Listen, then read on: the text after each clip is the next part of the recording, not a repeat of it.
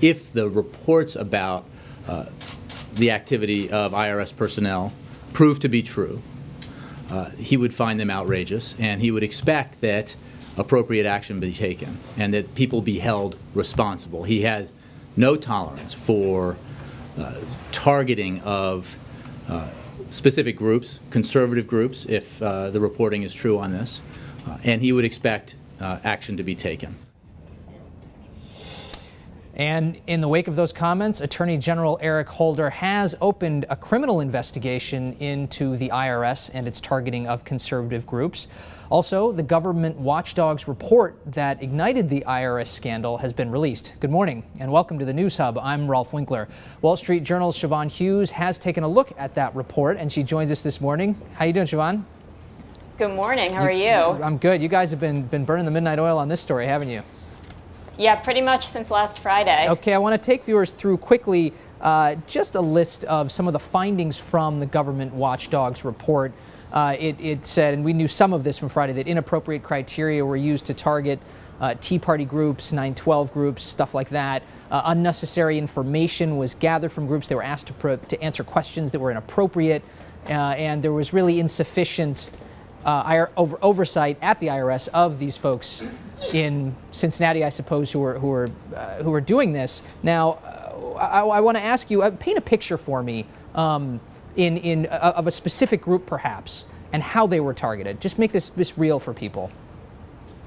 Sure. So, for example, there's a group out in Waco, Texas, that described submitting their application and getting a bunch of questions back. There was one group in Kentucky, for example, that got 88 questions back. This was around early 2012. And it's things like, who are your donors? What is your place of employment? For every officer and director, what is your political affiliation? And the list goes on and on and on. And the groups are told they have 2 weeks to respond. It's very costly. Everyone has to hire auditors to do this. These are small mom and pop organizations. They don't really have the manpower, the time to put into these efforts. Mm-hmm. In the meantime, it makes it harder to fundraise. Donors are concerned that maybe their identities will be revealed. And it's a really difficult experience for people. Okay, so Siobhan, in effect, what we had here was a whole bunch of applications that were delayed for a long period.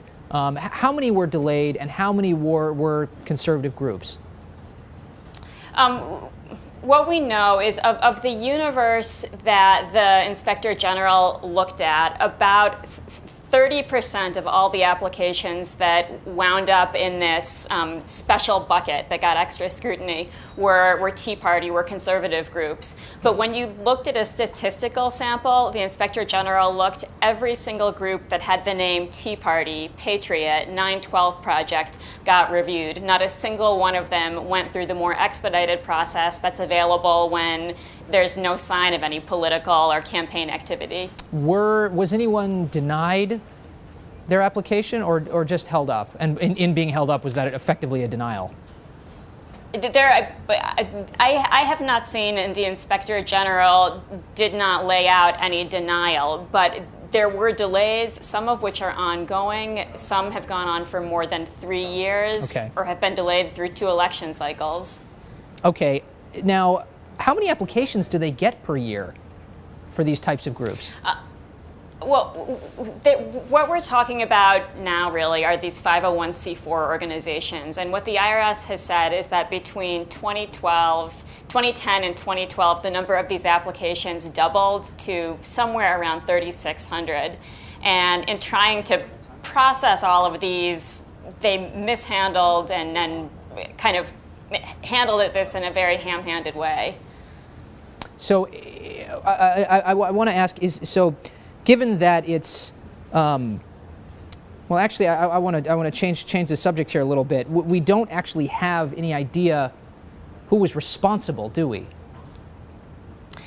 That really did not come out in the TIGTA report. The very first reference you see is about around March 2010, when a manager in the Cincinnati office asks one of the specialists, hey, can you look out for these Tea Party cases?